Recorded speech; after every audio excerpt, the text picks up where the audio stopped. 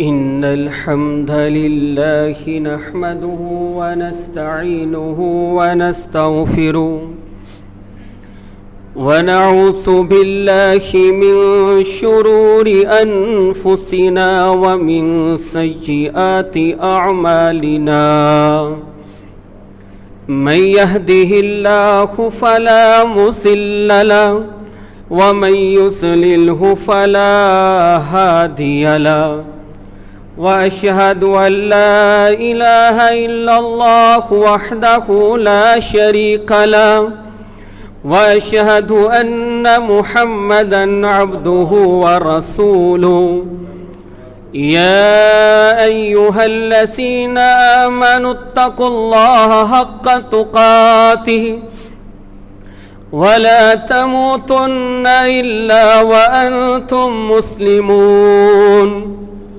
يا أيها الناس اتقوا ربكم الذي خلقكم من نفس واحدة وخلق منها زوجها وبث منهما رجالا كثيرا ونساء واتقوا الله الذي تساءلون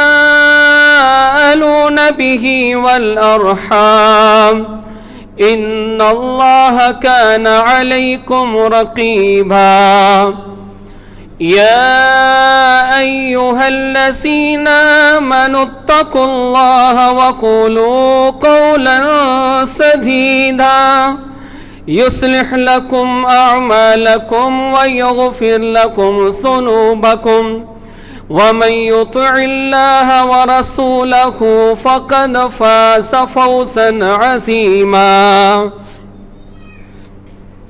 أما بعد فإن خير الحديث كتاب الله وخير الهدي هدي محمد صلى الله عليه وسلم وشر الأمور محدثاتها وكل محدثة بدعة وكل بدعة ضلالة وكل ضلالة في النار أعوذ بالله العظيم وبوجهه الكريم وسلطانه القديم من الشيطان الرجيم من همزه ونفخه ونفسه يا أيها النبي قل لأزواجك وبناتك ونساء المؤمنين يدنين عليهن من جلابيبهن ذلك أدنى أن يعرفن فلا يؤذين وكان الله غفورا رحيما اللهم صل على محمد وعلى آل محمد كما صليت على إبراهيم وعلى آل إبراهيم إنك حميد مجيد اللهم بارك على محمد وعلى آل محمد كما باركت على إبراهيم وعلى آل إبراهيم إنك حميد مجيد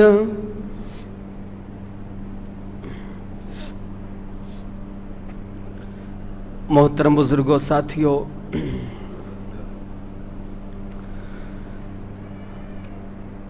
آج ربیع الاول کی 5 تاریخ ہے، اسلامی سن کا تیسرا مہینہ جاری ہے۔ بیٹی کے حقوق کے حوالے سے بیان جاری ہے۔ آج انشاءاللہ موضوع کو سمیٹا جائے گا۔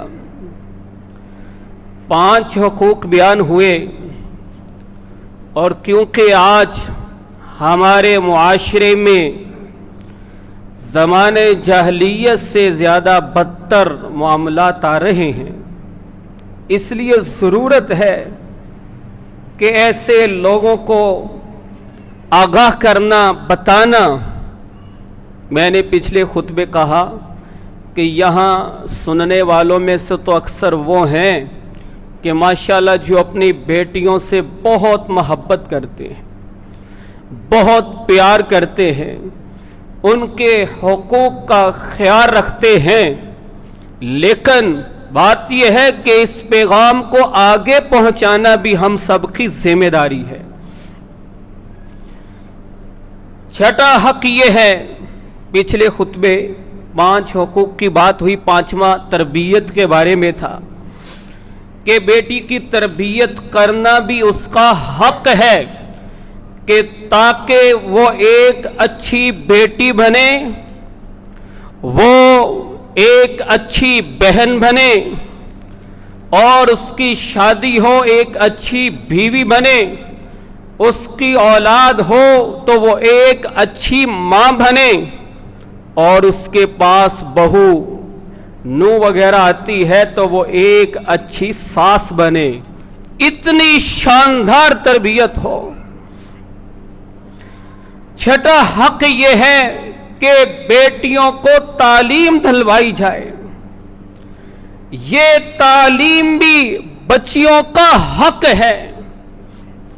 ہمارے یہاں تو کافی حد تک لوگ اس کا اہتمام کرتے ہیں، لیکن ہمارے ہی ملک میں بہت سے ایسے علاقے ہیں کہ جہاں بیٹیوں کو تعلیم دینا شاید وہ معیوب سمجھتے ہیں، حالانکہ انسان کی پہلی درسگاہ ماں ہے۔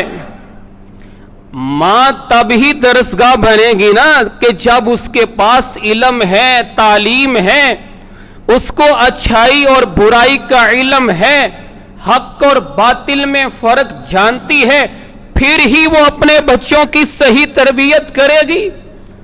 اللہ اکبر۔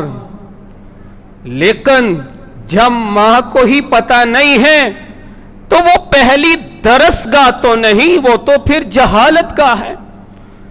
پیارے پیغمبر علیہ السلام نے بچیوں کی آزمائش پر جتنی خوشخبریاں سنائی، جو آزمائش پر صبر کرتے ہیں، ان روایات میں جہاں ان کو پالنے پوسنے کا ذکر ہے، جہاں ان کی تربیت کا ذکر ہے، وہاں تعلیم کا بھی ذکر ہے۔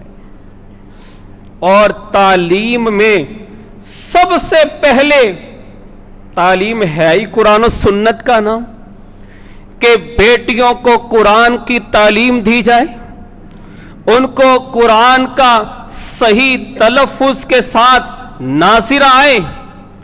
بچوں میں تو پھر بھی بہت زیادہ موجود ہیں کہ جو اچھے انداز میں قرآن دیکھ کر پڑھ لیتے ہیں، بچیوں میں بہت سے تلفظ کے حوالے سے، ادائیگی کے حوالے سے کمزوریاں پائی جاتی ہیں۔ بچیوں کو، بیٹیوں کو قرآن کی تعلیم کہ دیکھ کر تلاوت صحیح کریں، پھر مزید قرآن کا ترجمہ، پیغمبر علیہ السلام کے فرمان کا فہم، یہ ضروری ہے۔ اللہ اکبر۔ یاد رکھیے محترم ساتھیوں، قرآن پاک ترجمے سے پڑھنا، پیغمبر علیہ السلام کا فرمان سمجھنا، یہ ہر مسلمان پر فرض ہے، مرد ہو یا عورت، جوان ہو یا بڑھاپے کو پہنچا ہو، بچہ ہو، جو بھی ہو، ہر ایک پر فرض ہے۔ اللہ اکبر۔ تو بیٹیوں کو قرآن کی، حدیث کی، دین کی تعلیم دینا یہ ان کا حق ہے، اس سے محروم نہیں کرنا۔ اللہ اکبر۔ یہ چھٹا حق ہے۔ بلکہ سوچئے محترم ساتھیوں، اگر ایک بچی قرآن و سنت کا علم رکھتی ہے، جب وہ ایک خاندان کا حصہ بنے گی، ماں بنے گی، بیوی بنے گی، تو کتنے لوگوں کی وہ اصلاح کرے گی، وہ اپنی آنے والی نسل کی اصلاح کرے گی۔ یعنی کہ بچیوں کو تو یہ تعلیم دینا کتنا ہی اہم اور ضروری ہے۔ تو یہ جو قبائلی علاقوں میں بعض جگہوں پر بچیوں کو بالکل ہی ان پڑھ رکھا جاتا ہے، نہ ان کو لکھنا آتا ہے، نہ پڑھنا آتا ہے، یہ درست نہیں ہے۔ اللہ اکبر۔ دین کا بہت بڑا حصہ ازواج مطہرات کے پاس تھا، جو مردوں کے پاس بھی نہیں تھا. وہ پیغمبر علیہ السلام نے تعلیم اپنی بیٹیوں کو اپنی ازواج مطہرات کو دی، جو امت تک پہنچی. اللہ اکبر. ساتواں حق یہ ہے، اللہ اکبر، بچیوں کو، بیٹیوں کے لیے ساتواں حق یہ ہے کہ ٹھیک ہے محترم ساتھیوں کہ عورت پر کمانے کی ذمہ داری نہیں ہے، یہ بجا ہے، صحیح بات ہے. الرجال قوامون علی النساء، مرد عورتوں پر قوام ہیں، مرد سرپرست ہیں عورتوں پر. کمانے کی ذمہ داری مرد کی ہے، گھر کے کام کرنے کی ذمہ داری ایک خاتون کی ہے. بالکل صحیح ہے، قرآن کہتا ہے، پیغمبر علیہ السلام کا فرمان ہے. لیکن ان کا ساتواں حق یہ بھی ہے کہ بیٹیوں کو ہنر بھی سکھایا جائے. اللہ اکبر. کہ کم از کم وہ اس قابل ہوں کہ اگر ان کا کوئی سہارا نہیں ہے دنیاوی طور پر تو وہ ایک اچھی عزت کے ساتھ جی سکے، زندگی گزار سکیں، وہ ادھر ادھر دوسروں کی محتاج نہ ہو. جس طرح موسیٰ علیہ السلام جب مدین گئے تو کیا دیکھا کہ وہ بڑھاپے کو پہنچا ہوا بزرگ اس کی بیٹیاں بکریوں کو پانی پلاتی تھی. ان کے پاس اتنا ہنر تھا کہ وہ اپنی بکریوں کو لے جا کے پانی پلا سکتی تھی، کیونکہ یہ ان کی مجبوری تھی، وہ کوئی شوق سے نہیں نکلتی تھی. آج کسی کی بیٹی کو اللہ نہ کرے طلاق ہو جاتی ہے، کوئی عورت بیوہ ہو جاتی ہے، ہمارے یہاں معاشرے میں ہے اس سے نکاح کرنا معیوب سمجھا جاتا ہے. وہ بیچاری پریشان ہوتی ہے کہ میں اب گھر کیسے چلاؤں، اپنا خرچہ کہاں سے پورا کروں. اس کے پاس ہنر ہونا چاہیے کہ کم از کم وہ عزت کے ساتھ زندگی تو گزار سکے. اس کو کسی کے پاس سامنے ہاتھ نہ پھیلانا پڑے کہ وہ بیوہ ہے، ماں باپ اس کے فوت ہو گئے ہیں، شوہر بھی فوت ہو گیا ہے، بھائی ہے نہیں یا خیال نہیں رکھتے. اللہ اکبر. ایسی صورت میں بچی کو ہنر سکھانا. اللہ اکبر. نبی مکرم جناب محمد صلی اللہ علیہ وسلم کے دور میں ایسی مثالیں موجود. ایک صحابی اللہ کے پیغمبر علیہ السلام کے پاس آتی ہے، کہتی ہے میرا کوئی بھی نہیں ہے کہ جو باغ کا خیال رکھ سکے. میرا ایک باغ ہے، کوئی نہیں ہے جو اس کا خیال رکھ سکے، کیا مجھے اجازت ہے کہ میں جا کر اس باغ کا خیال رکھ سکوں، نگرانی کر سکوں؟ پیغمبر علیہ السلام نے اجازت دی اس کو.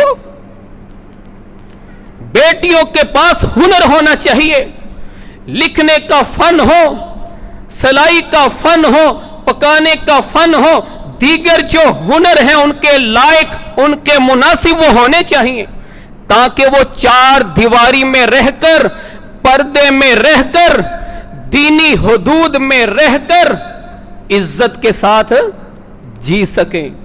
ان کو مردوں کے ساتھ نہ کھڑا ہونا پڑے، ان کو اوروں کے سامنے ہاتھ نہ پھیلانا پڑے، وہ دینی حدود میں رہ کر کریں، پردے میں رہ کر، چار دیواری میں رہ کر. اور میرے خیال سے ہر خاندان میں ایسی خاتون آپ کو نظر آئے گی کہ وہ خاتون ہو کر اپنا گھر چلاتی ہے. ایسا ہے یا نہیں؟ ہر خاندان کے آپ کو کسی بھی خاندان کے معاملات دیکھ لیں، ہر خاندان میں آپ کو ایسی خاتون ملے گی کہ جو خود اپنے گھر کی ذمہ داری خرچے کی نبھاتی ہے. یہ کتنا بہتر ہے اس سے کہ وہ بیچاری اوروں کے سامنے بھیک مانگے، اپیلیں کرے، کوئی اس کو دے یا نہ دے، عزت کے ساتھ تو جیے. اس لیے بیٹیوں کو یہ ہنر سکھانا بھی ٹھیک ہے. یہ جو سکول کی تعلیم ہے یہ ہنر میں آتی ہے. بچی کو سکول کی تعلیم دینا، جو تعلیم کا آپشن ہے وہ تو اصل میں قرآن و سنت، وہ تو ہے کہ عقیدہ توحید سمجھانا، وہ تو ہے کہ ایمان کی تعلیم دینا. تو یہ جو دنیاوی جس کو تعلیم کہتے ہیں یہ ہنر ہوتا ہے کہ بیٹی کو میٹرک کروایا، ایف اے کروایا ہے، بی اے کروایا، سکول میں پڑھایا. یہ ہنر ہی ہے نا کہ وہ اس قابل ہو کہ لکھ سکے، پڑھ سکے، تاکہ کل اگر اس پر حالات تنگ آتے ہیں تو وہ سمجھ سکے، کوئی اس کو دھوکہ نہ دے. اللہ اکبر. اس قابل ہو کہ یہ نہ ہو کہ اس کے سامنے پیپر رکھا جائے کہ یہاں انگوٹھا لگا دے اور اس بیچاری کو پتہ ہی نہ ہو کہ یہ کس لیے ہے. دھوکہ دے کر فراڈ کر کے اس کو کہا جائے کہ یہاں کیا کر، انگوٹھا لگا، اور بعد میں پتہ چلے کہ اس کو وراثت سے محروم کر دیا گیا ہے، یا زبردستی اس کی شادی کر دی گئی ہے، اس کو ہوش ہی پتہ ہی نہیں. یہ کئی جگہ آپ کو ایسے واقعات ملیں گے. بچی اس قابل ہونی چاہیے کہ کم از کم اس کو پہچان ہو، وہ دنیاوی بھی یہ فن رکھتی ہو، اس کو پڑھنا آتا ہو، اس کے پاس ہنر ہو، تاکہ وہ عزت کے ساتھ جی سکے. جتنے بھی ماں باپ ہیں، ہر ماں باپ کی خواہش ہوتی ہے کہ ہماری اولاد اچھی زندگی گزارے. وہ اپنی اولاد کے لیے اپنا آپ قربان کرتے ہیں، اپنا آپ مٹا دیتے ہیں. ایک باپ اپنا آپ ختم کر دیتا ہے اپنے بچوں کی خاطر، اپنی بیٹیوں کی خاطر، اپنا آپ مٹا دیتا ہے. رب کعبہ کی قسم، اولاد سمجھے نہ یہ نہ سمجھے، باپ اپنے آپ کو مٹا دیتا ہے اپنی اولاد کے لیے.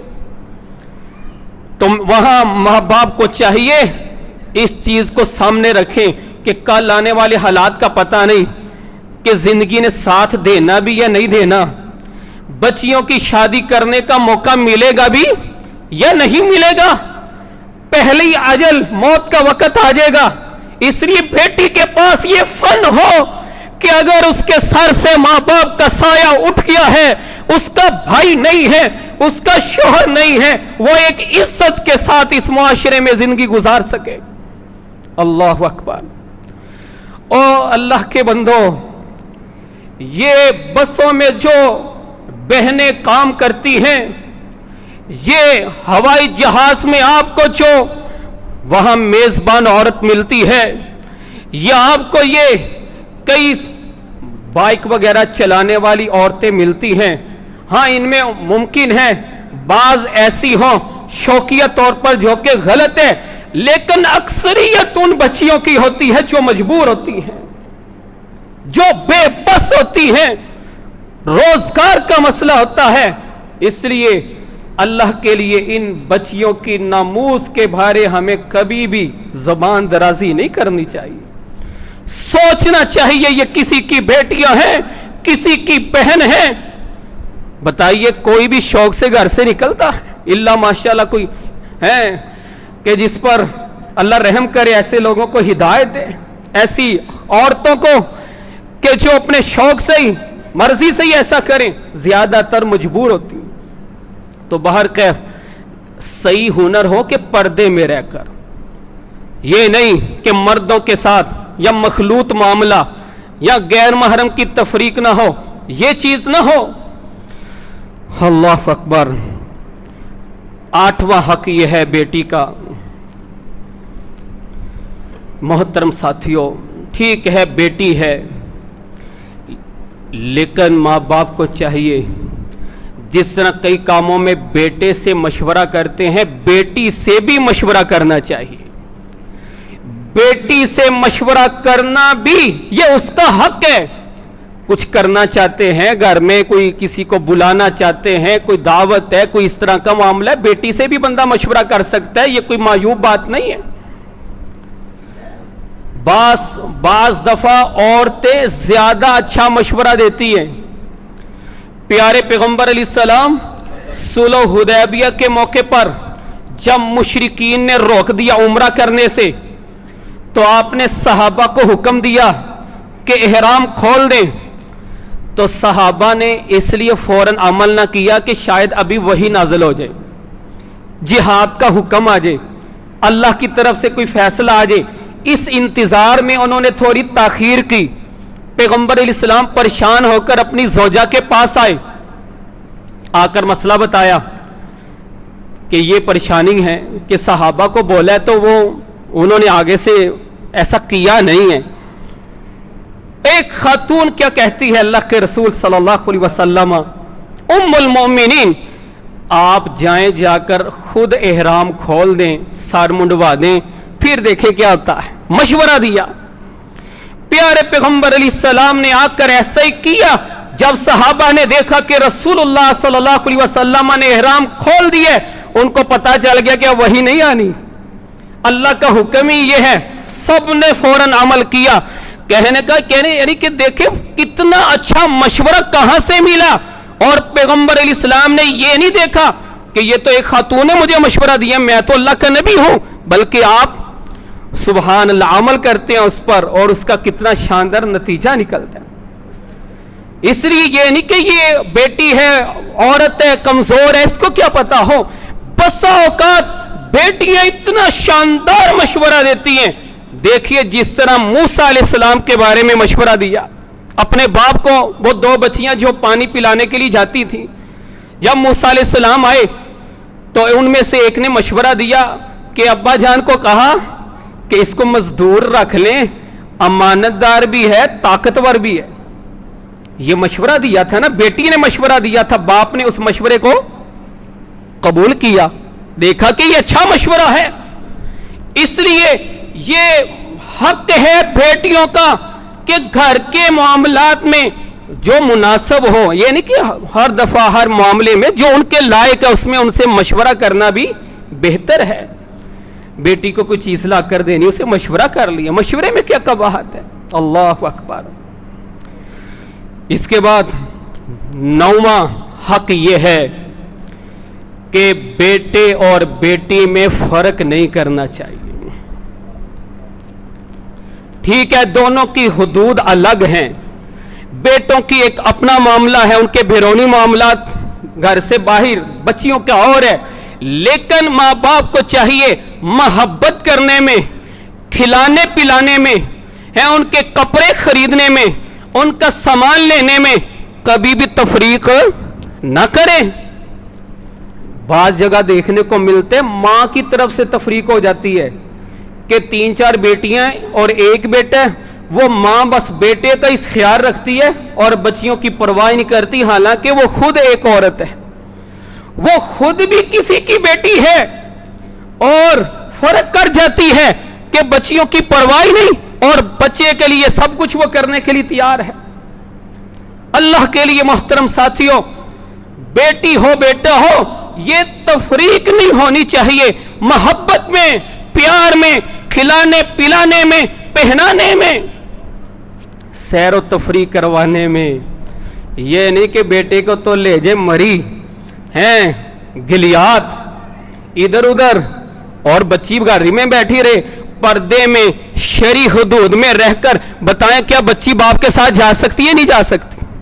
اللہ اکبر. کیوں نہیں جا سکتی؟ اس لیے ایک بیٹی کا حق ہے کہ بیٹے اور بیٹیوں میں فرق نہ کیجیے.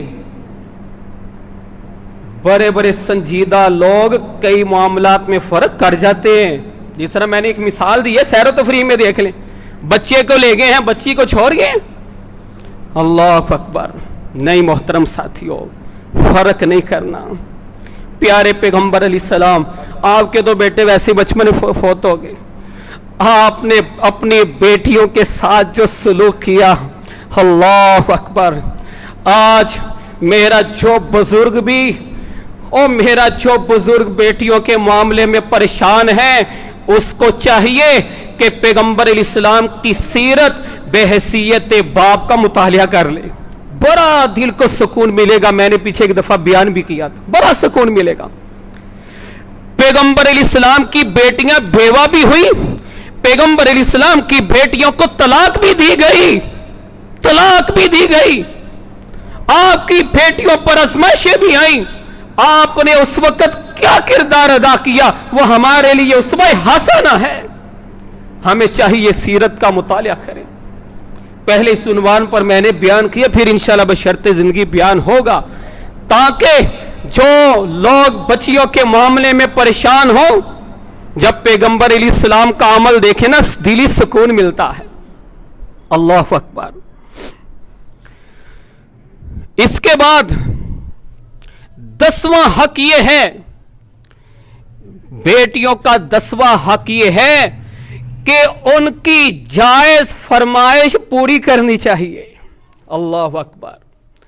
ایک بیٹی ہے وہ جائز فرمائش کرتی ہے، قرآن و سنت اس سے روکتا نہیں ہے، منع نہیں کرتا، اس کو غلط نہیں کہتا، تو بیٹی کی جائز فرمائش کو پورا کرنا بھی حق ہے اس کا. یہ نہیں کہ اس کی فرمائش پوری نہ کرے. وہ کوئی اپنی مرضی کا صحیح لباس چاہتی ہے تو ٹھیک ہے، کوئی بات نہیں ہے، اچھا لباس اس کی مرضی کا لے دے اس کو. وہ اپنی مرضی کا جوتا، کیونکہ بعض لوگ ان کاموں میں سختی کرتے ہیں، ان کاموں کے اندر بھی وہ کوئی دنیاوی ہنر سیکھنا چاہتی ہے، سکول کی تعلیم چاہتی ہے، آپ سمجھتے ہیں کہ اس کی گھر میں بیٹھ کے چلو پڑھ لے، پردے میں رہ کر کوئی مسئلہ نہیں ہے، تو اس کی یہ فرمائش پوری کر دیں. یہ اللہ اکبر، اس کو عزت اور وقار کا مسئلہ نہ بنائے. شاید یہ کب اس کی زندگی میں اس کے کام آ جائے. جائز فرمائش پوری کرنا. ہاں، اگر بچی ناجائز فرمائش کرتی ہے تو پھر ماں باپ کو چاہیے اچھے انداز میں اس کی اصلاح کریں، تربیت کریں، اور رب سے بھی دعا کریں کہ اللہ ہماری بیٹی کو ہدایت عطا فرما. جب اچھی انداز میں سمجھائیں گے، دعا بھی کریں گے، تو اللہ کے فضل سے اللہ تعالیٰ اس کا دل بدل دے گا. 11واں حق یہ ہے، اللہ اکبر، جو بہت ہی اہم حق ہے. نکاح کے معاملے میں بیٹی کی اجازت لینا، اس کی رضامندی، یہ بھی اس کا حق ہے. اللہ اکبر. یہ محترم ساتھیوں، کوئی میری باتیں نہیں ہیں، آپ مجھ سے ہر بات کا حوالہ دلیل لے سکتے ہیں، کوئی مسئلہ نہیں ہے. اللہ اکبر. تیسرا خطبہ ہے، کوشش ہے کہ چلو موضوع سمیٹا جائے، ٹائم مختصر ہوتا ہے تو، لیکن یہ نہیں کہ اب میں حوالہ نہ دوں تو ہے نہیں، ہر چیز کا حوالہ موجود ہے. یہ 11واں حق ہے کہ بیٹی کو نکاح میں اجازت کا، رضامندی کا حق دیا جائے، زبردستی مسلط نہ کی جائے.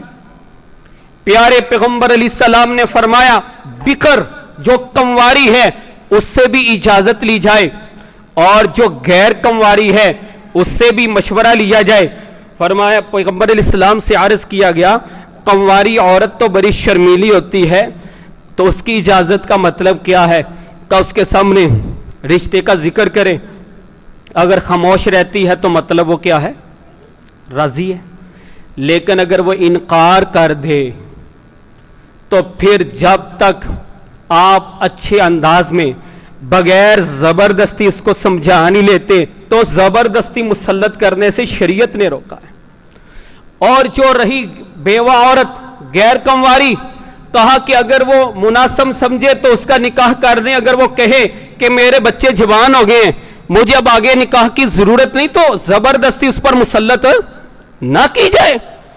پیارے پیغمبر علیہ السلام کے پاس ایک خاتون آتی ہے، کہا اللہ کے رسول صلی اللہ علیہ وسلم، میرے باپ نے میرا نکاح کر دیا ہے، مجھے پسند نہیں ہے. فرد نکاحہا، اللہ کے پیغمبر علیہ السلام نے نکاح فسخ کر دیا. ایک عورت ولی کی اجازت کے بغیر نکاح نہیں کر سکتی، لیکن شریعت نے ولی کو بھی کہا کہ تم بھی اپنی بیٹی کی رضامندی کے بغیر زبردستی مسلط نہیں کر سکتے. دونوں کو سمجھایا ہے کہ بیٹی بھی اگر باپ کو کراس کرے تو غلط ہے. وہ عدالت میں جا کر، باپ زندہ ہے، بھائی موجود ہے، عدالت میں جا کر نکاح کرے گی. رب کعبہ کی قسم، جناب محمد صلی اللہ علیہ وسلم کا فرمان ہے، وہ نکاح باطل ہے، باطل ہے، باطل ہے. اس کی حیثیت نہیں ہے کہ اس کا باپ موجود ہے. لیکن اگر باپ بھی بیٹی کی رضامندی کے بغیر نکاح کر دے تو وہ بھی منظور نہیں ہے، شریعت کہتی ہے وہ بھی باطل ہے. दोनों पहलुओं को सामने रखना है। आज बाज लोग हैं कि बेटियों का ये इख्तियार, ये हक जो शरीयत ने दिया है, बताइए सबसे ज्यादा गैरतमंद कौन है? अल्लाह है या अल्लाह के रसूल हैं? अल्लाह और अल्लाह के पैगंबर इस्लाम से ज्यादा कोई गैरतमंद है? जब अल्लाह और पैगंबर इस्लाम ने ये इख्तियार दिया है तो हम कौन होते हैं कि बेटी से ये हक छीन लें, जबरदस्ती मुसल्लत करें, कहेंगे ना कट जाएगी, ये होगा वो होगा। मोहतरम साथियों, उसने किसी के साथ, उस बच्ची ने रहना है, बच्ची के वालिदैन ने तो नहीं रहना है, उसके मामू चाचू ने तो नहीं रहना, उस बच्ची ने सारी जिंदगी गुजारनी है। तो ये इख्तियार शरीयत ने दिया है। अल्लाह अकबर, इसको मद्देनजर रखना चाहिए। मोहतरम साथियों, 12वां हक ये है, ये भी बड़ा बुनियादी हक है कि बेटियों को सही हक मेहर दिलवाया जाए। अल्लाह अकबर, ये भी बड़ी कमजोरी पाई जाती है। शर्मा जाती है ना, शायद माँ बाप झिझक जाते हैं बेटी के मामले में कि जब हक मेहर लिखवाने की बारी आती है ना, कहते हैं चलो यार लिख दियो जो लिखना है। बड़े बड़े मालदार जो अपनी शादियों पर हैं लाखों की बजाय करोड़ों रुपए लगाएंगे, हक मेहर में वो भी जीरो। ये बेटी का हक शरीयत ने मुकर्रर की है और ये माँ बाप की जिम्मेदारी है कि सही हक मेहर दिलवाया जाए, जुबानी कलाम की लिखवाया ना जाए। आजकल बात जगह पता क्या चलता है, कहते हैं ओए लिख दो 5 तोले, सिर्फ इसलिए कि लेने नहीं ना, ये होता है उसने देने हैं, हाँ कल ये तलाक देगा तो इसको पता चल जाएगा। ये गलत तरीका, याद रखें, ये हर हवाले से गलत है और इसका सबसे बड़ा नुकसान बच्चियों को ही होता है। मेरी बात जरा तवज्जो से सुन ले, ये जो 2, 3, 5 तोले लिखवा लेती है ना, और उनको पता भी होता है कि हमारा दामाद ये दे नहीं सकता और ये इरादा भी नहीं होता लेना, सिर्फ ये मकसद होता है ये तलाक ना दे, ये तलाक ना दे। ऐसे लोग अपनी बच्चियों पर जुल्म कर जाते हैं। कैसे? आप खुद इसको समझेंगे कि जब आप 3-5 तोले लिखवा देते हैं तो फिर उसका शौहर उसको तंग करेगा कि ये मुझसे तलाक मांगे, मुझे देनी ना पड़े, क्योंकि मुझे देनी पड़ी है। वो समझते हैं कि मुझे तलाक देनी पड़ी तो 3 तोले 5 तोले हक मेहर देना पड़ेगा। वो उसकी बजाय क्या करता है, अजियत देगा, तकलीफ देगा, तंग करेगा, उसका जीना महाल कर देगा, उसकी जिंदगी मुश्किल बनाएगा, ताकि ये खुद मुझसे तलाक मांगे, खुला ले, ताकि मुझे ये 2-3 तोले देने ना पड़े।